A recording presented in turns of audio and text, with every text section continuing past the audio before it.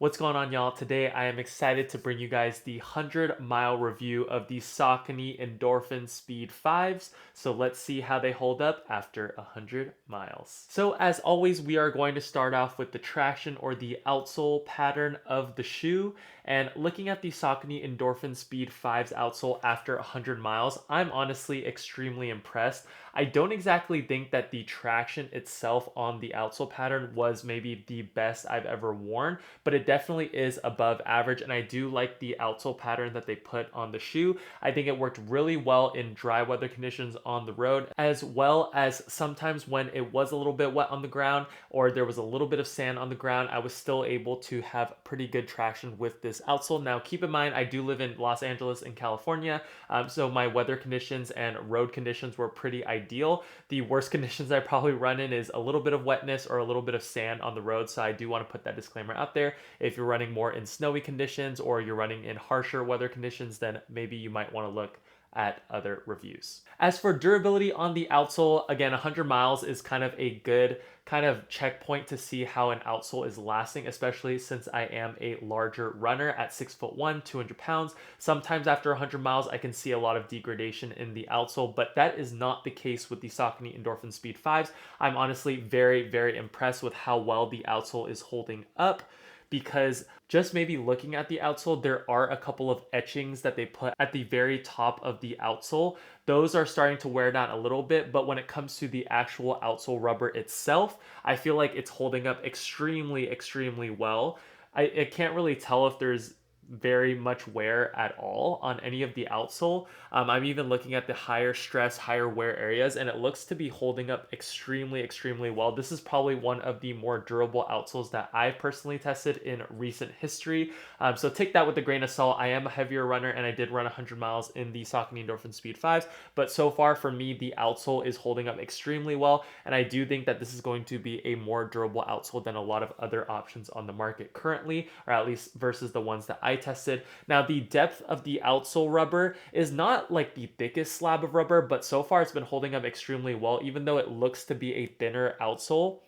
Since it hasn't really worn down too much after 100 miles, I don't doubt that these could last me maybe like 300 miles or maybe even more. And that is pretty rare because typically I do see a lot of outsole wear within 100 miles, and a lot of shoes only last me 200 to 250 miles before I start to feel aches and pains in my body that I haven't felt before. And that's kind of when I start retiring shoes or start, only walking in shoes. But so far, so good with the outsole on the Endorphin Speed 5s. Traction and outsole are holding up very, very well, in my opinion. Now, moving on to the midsole of the Saucony Endorphin Speed 5s. We have a beaded foam from Saucony, a full-length Power Run PB midsole, 36 millimeters of stack height in the heel, dropping to 28 millimeters of stack height in the forefoot, giving it an 8 millimeter heel to toe drop. And honestly, without looking too much at the specs, there also is a winged nylon plate in this shoe. Without looking too deep into the specs, I do feel like this is a fantastic midsole, but maybe not for the traditional reasons or what Saucony markets this shoe towards, which is kind of like a more tempo or speedier workout shoe. For me personally, how I've been loving the shoe and how I've honestly racked up a lot more mileage in the shoe than I anticipated compared to a lot of other shoes, is that I feel like it's a very easy shoe to throw on for a lot of easier, longer runs. I would say the sweet spot for me is around, anywhere from 5 miles to 15 miles at a relatively easy pace. That's where I feel like this midsole or this setup really shines. I feel like the profile of the midsole, even though it does seem a little bit higher stack when you just look at the numbers, when you put them on your foot, the ground feel is phenomenal in this shoe. And also the cushion setup is extremely stable, and it's a little bit more on the firm side, but it gives you a slight bounce, which I personally really like. There is a little bit of squeaking and creaking in the shoe due to that plate, but other than that, just the sound of being a little bit annoying, it didn't really affect me too much. But I found that that was the sweet spot for me, where it was easy pace and a little bit longer of a run. 5 miles would be kind of on the shorter end, but basically any easy run, I kind of really like running in the shoe, which is kind of weird because it is an endorphin speed shoe. So you would think that is really good for running fast. But in my opinion, when I run faster, for some reason, I feel like this shoe is a little bit more on the minimal side. So when I open up my stride and I'm putting more power or more force into my stride and I'm trying to run faster, I do feel like this doesn't have as much cushion as I'd like. I do have the privilege and I am a little bit spoiled. I do have a lot of shoes, so it just wouldn't be my first option if I were to try to run fast, especially if I were to try to run fast and long. I've been personally really loving this shoe for, like I said, a little bit longer runs, easier pace runs, because I like that low profile, slight bounce to the midsole, and overall extremely lightweight too with the midsole as well as the upper combo, which I will talk about the upper in a little bit. But with the 100 miles on this shoe, the midsole is holding up extremely well. Typically Saucony's foams last a long time for me personally as a bigger runner. I feel like whenever I see this beaded midsole, I just know that the midsole is going to hold up a little bit. It might be a little bit firmer and a little bit more responsive feeling, but I know that it's going to be a little bit more durable than more traditional EVA or softer foam setups. Just in my experience. So overall, I've been loving the midsole of the Saucony Endorphin Speed 5. Like I said, maybe not as much for faster runs or fast and long runs, but for easier paced efforts as well as longer runs, I really, really enjoy the shoe, which is kind of contradictory to, I guess, what the shoe was built for, but that's personally how I've been enjoying the Saucony Endorphin Speed 5 setup. And last but not least, we're going to talk about the upper and the fit. Now, the fit, I would say, is around true to size. Sauconys do tend to run a little bit narrow, especially in the forefoot. Me being a little bit of a wide footer, I did have some kind of not pinching, but it did feel a little bit narrow in the forefoot for my liking. But as I wore the shoe a little bit more and more, the upper did break in a touch. It still feels a little bit narrow in the forefoot for my personal foot, but overall, I wouldn't really change the size that I got. I think if I went half a size up, it might be too long. And if I went, I went true to size. So it's just a little bit more tight in the forefoot, which I don't personally mind too much. It didn't really bother me too much, but that is something to keep in mind when choosing this shoe. If you have a more narrow foot, I think you're going to really love the fit of this. If you have a normal foot, you also should like the fit of this. But if you have a wider foot like me, it might be a little bit uncomfortable at first, but you might be able to break in the upper and it might get a little bit better for you. As for heel lockdown, midfoot lockdown, forefoot lockdown, I would say that the forefoot and midfoot lockdown was decent. The heel lockdown, I kind of been noodling with get the lace setup. I do a little bit of the runner's loop, a little bit of the non-runner's loop,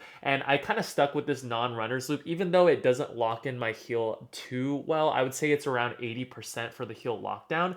I feel like this shoe is just so lightweight and it kind of fits, I don't know, my running profile, especially if I'm doing easier or, easier paced efforts in the shoe. I don't feel like I need 100% heel lockdown. And honestly, this setup is good enough for me. It's not going to be the best heel lockdown, but like I said, I don't really typically run too fast in this shoe. So I don't expect that full heel lockdown. And as for the upper feel in general, it feels extremely lightweight. It almost feels like this shoe, you're wearing like nothing on your foot, which is really nice. And the breathability of the upper is extremely good.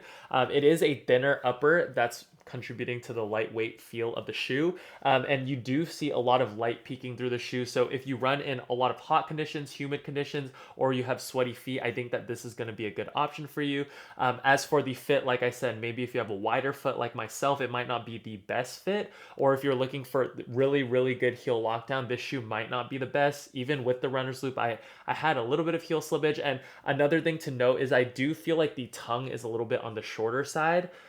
So I don't know. I just feel like I wish they gave a little bit longer of a tongue because I felt like the laces were biting into my ankle just a little bit when I tied the shoe really tight. But overall, for my use case of the shoe, which is kind of like, longer, easier efforts, I didn't feel like I needed to cinch down the laces too tight. And overall durability of the upper has been holding up really, really well for 100 miles. Now, with that being said, I do want to say that the midsole, going back to the midsole, I forgot almost to mention this, but I do have some wear on the midsole. That's probably like a personal problem of mine, that when I get kind of tired on my longer runs, I did do a couple long runs in the shoe, I do feel like the beading on this midsole starts to chip away, especially, that's probably my fault with my feet rubbing together towards maybe the end of long runs where I'm a little bit tired and I'm not really cognizant of my running form, or just like they're starting to scrape each other. And there are a couple beads that are a little bit scratched, or kind of like chunks are missing a little bit from the outsole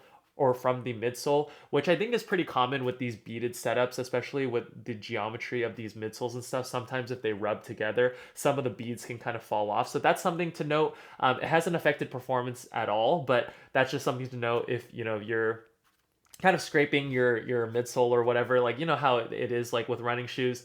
Sometimes you know they just get caught on stuff, so that's something small to note, but it didn't affect performance like I said. But overall, you know, maybe if I put 200 to 300 miles on the shoe, I would hope that, you know, it doesn't get too bad where it would start affecting performance. So overall, the Endorphin Speed 5 is a fantastic running shoe. I don't necessarily think it's like my favorite running shoe, but I do think that it's a very lightweight and easy shoe to just throw on and go for a run.